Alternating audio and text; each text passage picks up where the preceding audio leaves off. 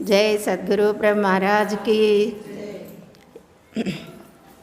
ఈరోజు పాపయ్య గారి ఆరాధన 33వ వార్షిక ఆరాధన సందర్భంగా మనందరం కూడా ఇక్కడ కలవడం చాలా సంతోషంగా ఉంది.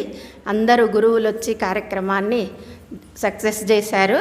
వారందరికి కూడా పేరు పేరున కృతజ్ఞతలు. మరి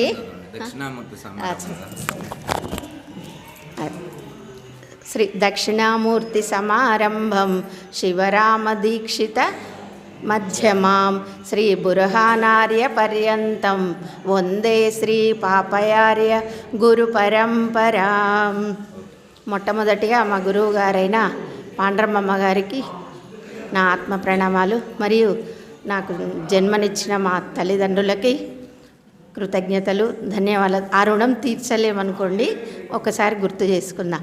అయితే ఉదయం నుంచి కూడా మన గురువులందరూ కూడా ఆత్మ గురించి, ఇంకా అసలు సమస్తం ఏంటి అన్నీ చాలా మహా వాక్యాలు చెప్పారు. అంటే ఈ మానవ జన్మకి రావడం చాలా దుర్లభం. మరి మానవ జన్మకి వచ్చిన తర్వాత ఏంటి అసలు, మరి ఈ మానవ జన్మలో ఏం చేయాలి మనం? నేను ఎవరు అని తెలుసుకోవాలంట మొట్టమొదటిగా. తర్వాత నేను ఏమి పొందాలి, ఎవరి ద్వారా పొందాలి అని తెలుసుకోవాలంట. మరి మనం అనుకుంటాం ఏంటి, ఇక్కడ ఇవన్నీ బాగానే ఉన్నది కదా, ఈ జన్మలో అన్నీ డబ్బు, బంగారము, ఇల్లు, మేడలు ఇవన్నీ ఉన్నాయి కదా, మరి ఏంటి ఇది బాగుందని. కాదు, అసలు మనకు శంకరాచార్యులు ఏం చెప్పారు, ఇందాక మన నాయనగారు కూడా చెప్పారు. గర్భ దుఃఖం, జన్మ దుఃఖం, వ్యాధి దుఃఖం, వార్ధక్యం దుఃఖం, మరణం దుఃఖం. శంకరాచార్యులు పంచ దుఃఖాల గురించి చెప్పారు. మరి ఈ మానవ జన్మలో ఈ జననం, పుట్టాము, అది జన్మించాము, అది పంచ దుఃఖాలు. అయితే ఫస్ట్ గర్భ దుఃఖం. మరి గర్భ దుఃఖంలో ఉన్నప్పుడు, తల్లి గర్భంలో ఉన్నప్పుడు ఎంతో నరకయాతన పడతాడంట ఈ జీవుడు. మరి అప్పుడు మన 7వ నెలలో మనకి పూర్వజన్మ సంస్కారం వచ్చినప్పుడు, నాకు ఈ జన్మ వద్దు, అసలు మళ్ళీ కనుక నేను పుట్టగానే మళ్ళీ ఈ జన్మలోనే మళ్ళీ జన్మకు రాకుండా చేసుకుంటాను అని గర్భంలో ఉన్నప్పుడు అనుకుంటాడట. మళ్ళీ బయటికి రాగానే మాయ ఆవరిస్తుంది. ఇంకా మాయ అనే అంధకారంలో కొట్టుమిట్టాడుతుంటాడు. జన్మ దుఃఖం. మరి వ్యాధి దుఃఖం. మరి వ్యాధి వస్తే ఏంటి, అసలు వ్యాధులు ఎందుకు వస్తాయి? అసలు పూర్వజన్మ కృతం పాపం వ్యాధి రూపేణ పీడితం. మనం పూర్వజన్మలో చేసుకున్న కర్మలే, ఆ పాపాలే, ఆ పాప ఫలితాలే రోగాలుగా మనకు వస్తాయి. మరి నాకేమైంది, నాకు డబ్బు ఉంది కదా, మరి నాకు ఏమొచ్చినా ఏం లేదు అని అనుకుంటాం.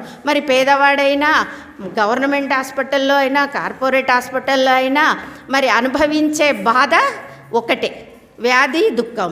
ఇక వార్ధక్యం, మరి ముసలితనం వచ్చింది, చేత కావట్లే, కళ్ళు కనబడట్లే, ఇంట్లో వాళ్ళందరూ కూడా ఈసడించుకుంటారు. ఎంత డబ్బున్నా కూడా ఆ ఐశ్వర్యం, ఆరోగ్యం ముందు ఆరోగ్యం పనిచేయండి. అక్కడ కోట్లు ఆస్తున్నా కూడా ఈయన మంచంలో పడి ఉంటే ఏమీ లాభం లేదు. అప్పుడు అందరూ ఉంటే అది కూడా దుఃఖమే. వార్ధక్యం దుఃఖం. ఇక మరణం, ఇక ఎప్పుడు కూడా మరణం గురించి భయపడుతూ ఉంటాడంటే ఈ జీవుడు, మానవుడు. కానీ వాటన్నిటినీ పంచదుఃఖాలు మనం అనుకుని, ఈ కనబడే ఈ ప్రపంచం అంతా కూడా సుఖం అని అనుకుంటాం, కానీ సుఖంతో కూడుకున్న దుఃఖం. ఇక్కడ ఏమీ కూడా సుఖం అనేది ఉండదని మనకి శంకరాచార్యులు పంచదుఃఖాల ద్వారా చెప్పారు. జై సద్గురు బ్రహ్మ మహారాజ్కి. దుఃఖాన్ని ఎలా పోగొట్టుకోవాలి, దుఃఖాన్ని ఎలా పోగొట్టుకోవాలి, దుఃఖాన్ని ఎలా పోగొట్టుకోవాలి, దుఃఖాన్ని గురించి చెప్పారు. మరి దుఃఖాన్ని పోగొట్టుకునేది కూడా చెప్పడం అన్నమాట. అంటే అది ఐడియా రావట్లేదు. ఆయన ఇందాకేదో చెప్దాం అనుకున్నా, మీరు చెప్పండి. దయతల సద్గురు బ్రహ్మ మహారాజ్కు జై. జన్మ దుఃఖం, జరా దుఃఖం, జాయ దుఃఖం, పునః పునః సంసార సాగరం దుఃఖం, తస్మాత్ జాగ్రత్త జాగ్రత్త జాగ్రత్త. అంటే గర్భంలో ఉన్నప్పుడు దుఃఖం, బాల్యంలో దుఃఖం, యవ్వనంలో దుఃఖం, పెళ్ళయ్యాక దుఃఖం, వార్ధక్యంలో దుఃఖం, మరణంలో కూడా దుఃఖం. ఇట్లా ప్రతి క్షణం కూడా దుఃఖాలు. అంటే మరి సుఖాలు కూడా ఉన్నాయంటే దుఃఖ మిశ్రితమైన సుఖాలు, ఇవి శాశ్వతమైనటువంటి సుఖాలు కాదు. దుఃఖాలకు కారణం, ఈ ప్రపంచంలో ఉన్న ప్రతి ఒక్కరి యొక్క దుఃఖానికి కారణం అజ్ఞానం. దుఃఖానికి కారణం ఏంటి? అజ్ఞానం. అజ్ఞానం ఎలా పోతుంది? జ్ఞానం ద్వారా. అజ్ఞానం ఎలా పోతుంది? జ్ఞానం. మరి జ్ఞానం ఎక్కడి నుంచి వస్తుంది? గురువు ద్వారా వస్తుంది. ఎవరైతే గురువుని చేరి ఆత్మజ్ఞానాన్ని పొంది అజ్ఞానాన్ని దూరం చేసుకుంటే దుఃఖం అనేటువంటిది దూరం అవుతుంది. అందుకే శ్రీకృష్ణ పరమాత్మను ఆశ్రయించి అర్జునుడు ఆ యొక్క దుఃఖాన్ని పోగొట్టుకున్నాడు.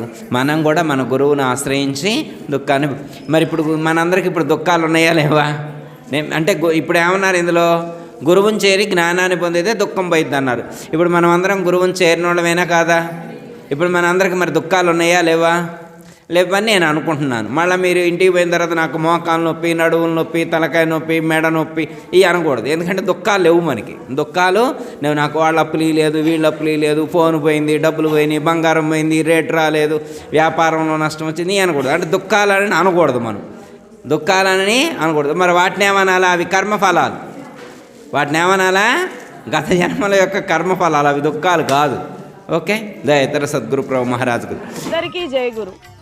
మరిన్ని ఆధ్యాత్మిక రహస్యాల కోసం అచల బోధ, ఆత్మబోధ, భగవద్గీత, అలాగే పండుగల్లో దాగిన అర్థాలు, అంతరార్థాల కోసం మరియు యోగము, ధ్యానము మొదలైన అనేక ఆధ్యాత్మిక తెలుగు ప్రవచనాల కోసం క్రింద ఉన్నటువంటి రెడ్ కలర్ సబ్స్క్రైబ్ బటన్ను క్లిక్ చేయండి. అలాగే ప్రక్కనే ఉన్నటువంటి గంట సింబల్ను నొక్కండి. అలాగే ఈ వీడియో మీకు నచ్చినట్లయితే లైక్ చేయండి మరియు షేర్ చేయండి. జై గురు.